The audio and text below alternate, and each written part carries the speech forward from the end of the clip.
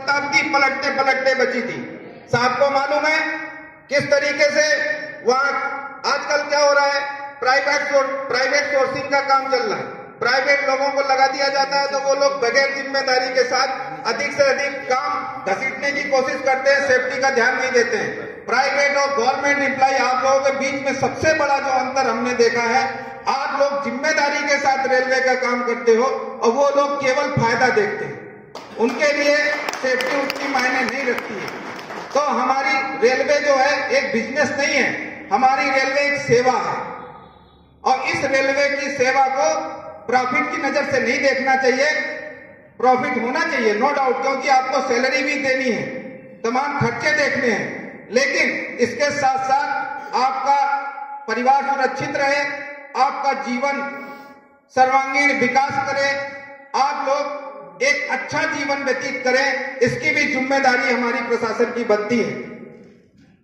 दोस्तों, जब शताब्दी की घटना आपको बताऊं, वहां पर हमारा जो ट्रॉली मैन था, जो झंडी पे थे, वो उन्होंने बड़ी चुस्ती फुर्ती के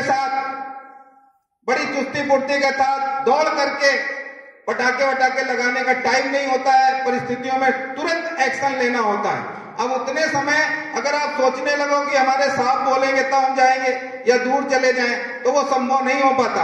अगर वहीं प्राइवेट आदमी होते, प्राइवेट काम कर रहे थे, बकलिंग हो गई और उस रेलवे के जिम्मेदार आदमी ने शताब्दी जैसी महत्वपूर्ण गाड़ी का एक्सीडेंट होने से बचाया और उसके लिए उसको पुरस्कृत भी किया गया।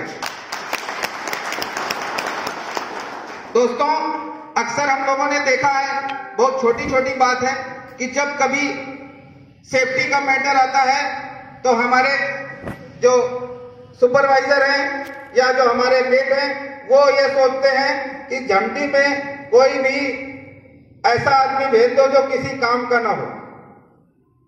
काम का ना हो मतलब शारीरिक रूप से दुर्बल हो, जिसके पास पैकिंग नहीं मरवा सकते, जो आदमी सडन ज्यादा एक्शन नहीं ले सकता, उसको भेज देते हैं। मेरा मानना यह है, सेफ्टी जैसी जगहों पर ऐसे व्यक्ति को भेजना चाहिए जो एजुकेटेड हो, अच्छा कर्तव्यनिष्ठ हो और सडन एक्शन ले सके। ऐसे व्यक्ति को अगर भेजेंगे तो तमाम सारी दुर्घटनाओं से बचा जा सकता है। मैं समझता हूं कि इस मैसेज को हमारे प्रशासन, हमारे साहब के द्वारा जब कभी होगा तो वो जरूर नीचे बात करेंगे, क्योंकि क्या होता है कि अगर साहब कोई बात कह देते हैं तो वो मानी जाती है। अभी हमने आज महसूस किया, कई जगह से हमने कहा कि कुछ बिल्डर को भी भेज दीजिए, क्योंकि बिल्डरों की बड़ी समस्याएं हैं, बेल्ट फेल्योर हो रहे हैं। बिल्डर अपने हिसाब से अपनी समस्याएं बताते हैं, लेकिन मुझे बताया गया कि उनके सेक्शन में बिल्डर्स को ये बोला गया कि भाई नहीं, आज तो आप जाओगे नहीं। अगर डीएन साहब ने बोला है तो डीएन साहब जब तक मेरे पास फोन नहीं करेंगे तब तक मैं नहीं छोड़ूंगा। तो ऐसी भी समस्याएं नहीं आनी चाहिए। अगर हम साहब को अपने प्रोग्राम में बुला रहे हैं, सेफ्टी की बात चल रही है, तो सब लोगों को, चूंकि हमको गाड़ी भी चलानी है, ट्रैक भी सेफ रखना है और हम लोगों ने बातचीत करके ऐसा प्रोग्राम ऑर्गेनाइज किया था, तो इस महत्वपूर्ण इतने इंपॉर्टेंट समय का लाभ अधिक से अधिक लोगों को मिलना चाहिए।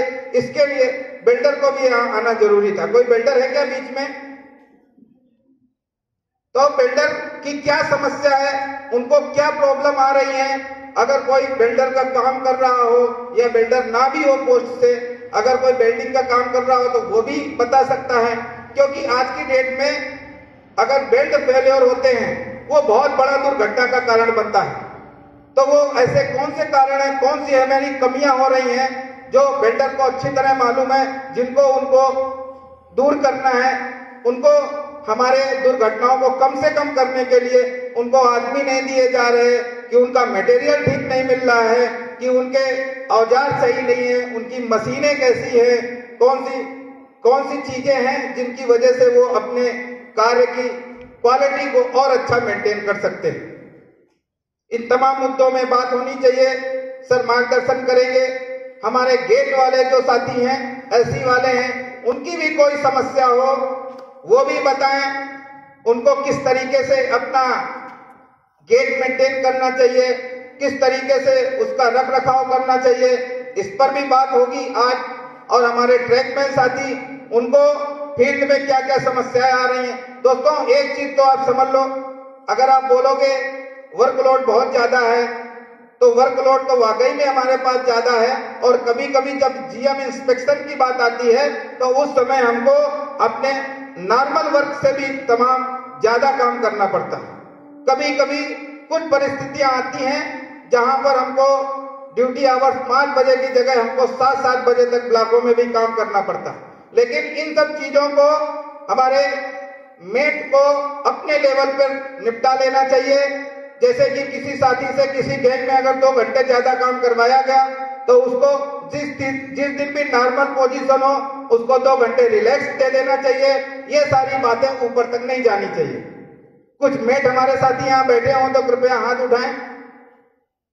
हाँ, तो मेट हमारे काफी लोग आए हुए हैं, तो आप लोग भी बताना कि कौन कौन सी समस्याएं आ रही हैं। हम लोग मिलजुल करके, चूंकि इंजीनियरिंग परिवार बहुत बड़ा परिवार है इंडियन रेलवे का, और हमारे इस परिवार की जो रिस्पेक्ट वाजिब लेवल पे हमको रेलवे में मिलनी चाहिए वो हमको नहीं मिलती, क्योंकि अक्सर देखा गया है मेहनत करता है इंजीनियरिंग डिपार्टमेंट और पुरस्कार रेलवे बोर्ड का लेने के लिए कोई ऑपरेटिव पहुंच जाता है, कोई सिग्नल वाले पहुंच जाते हैं और हमारा डिपार्टमेंट पीछे का पीछा रह जाता है। इन तमाम चीजों को हम लोग अब अपने लेवल पे इंजीनियरिंग डिपार्टमेंट की जब से संस्था बनाई है, काफी हद तक आपने देखा होगा पिछले कुछ समय में हमारे जो रेलवे के अश्विनी लोहानी साहब थे, रेलवे बोर्ड सीआरबी, उन्होंने अपने कैडर का विशेष ध्यान दिया। बहुत सारी चीजें आज तक जो नहीं लागू हो पा रही थी, जैसे आप लोग हार्ड वर्क करते हो, ये चीज कोई एक्सेप्ट नहीं कर रहा था, लेकिन रेल राज्य मंत्री श्री मनोज सिन्हा साहब ने हम लोगों की बात को ध्यान में रखते हुए पीसी साहब से डिस्कशन करके पूरे 17 जोन में रिपोर्ट मंगा करके और ये डिक्लेयर करवाया कि निश्चित तौर पर ये वो वर्क है जिसको ना तो कोई कुली करना चाहता है, ना कोई एक्स आर्मी वाला करना चाहता है, ना कोई अनपढ़ करना चाहता है, लेकिन हमारा पढ़ा लिखा साथी जिसको लोग बोलते हैं कि ये लोग काम नहीं कर रहे हैं। तमाम बार मुझे बड़ा आश्चर्य होता है कि तमाम लोग कमेंट करते थे कि आप काम नहीं करते हैं, आपके साथी केवल नेतागिरी करते हैं। ये मुझे बहुत पीड़ा देता है। इस तरीके की भाषा किसी को नहीं बोलना चाहिए। हमारे इंडियन रेलवे में आप देखते हो कि आज की डेट में आप लोगों का वर्क इतना हार्ड है कि 2700 रुपए हार्ड ड्यूटी है। अगर किसी आप सेम कैडर के दूसरे डिपार्टमेंट के साथी को बोलोगे कि आप मेरे साथ म्यूचुअल करवा लो, तो मेरा दावा है कि आप उसको 30,000 रुपए एक्स्ट्रा भी दोगे, फिर भी नहीं आएगा। दोस्तों, आप लोग अपना कर्तव्य करते जाइए, मेहनत करते जाइए। आप लोगों को सिर्फ किसी की वाहवाही, किसी को कोई बोले तभी आप लोग अपने आप को गौरवान्वित महसूस करेंगे, ऐसा नहीं है। पिछले काफी समय से हमने देखा है अब जो भी पुरस्कार की 26 जनवरी हो या कोई भी कहीं भी डीआरएम पुरस्कार हो, कहीं भी हो, तो हमारे अधिकारी लोग आज की डेट में तमाम हमारे पेट्रोलमैन को, की मैन को, मेट को और ट्रैकमैनों को आज देखोगे हर जगह आपका भी नाम दिखाई देता है पुरस्कारों में। ये हमारे गार्जियन लोगों का हमारे प्रति सकारात्मक सोच है और इससे हमारे आपसी तालमेल बढ़ते जाते हैं। और भविष्य में भी हमारा आज का सेफ्टी सेमिनार जो रखा है उसका भी उद्देश्य यही है कि ट्रैकमैन और प्रशासन के बीच में जब कभी हमारे एएन साहब से फील्ड में मुलाकात होती है, आप काम में लगे रहते हो, वो प्रेशर उनके दिमाग में 50 काम घूम रहे होते हैं, ये हो जाए वो हो जाए, क्योंकि एएन लेवल हो चाहे डीएल लेवल हो, जैसा मैंने कहा प्रेशर जरूरत से ज्यादा है। प्रेशर केवल ट्रैकमैन के ऊपर नहीं है, ये प्रेशर जो आप महसूस करते हो इसकी मात्रा ऊपर से आते आते आते काफी कम हो जाती है। ऊपरी लेवल पे बड़ा हैवी प्रेशर होता है। साहब के दिमाग में 50 काम होते हैं। जब आप लोगों को देखते हैं तो उनको बड़ा घबराहट होती है, बोलते हैं यार हमने आपको 20 काम सोच के रखे थे, अभी तो 5 ही हो पाए। समस्या क्या होती है? ग्राउंड लेवल की समस्याएं होती हैं। ग्राउंड लेवल में कैसी समस्या होती है? आपके मास्टर में 15 लोगों का 20 लोगों का हाजिरी लगाया जाता है, लेकिन वहां पर मिलते 5 हैं, बाकी के लोग घरों में जाते हैं, ऐसी बात नहीं है। बाकी के लोग कहाँ जाते हैं?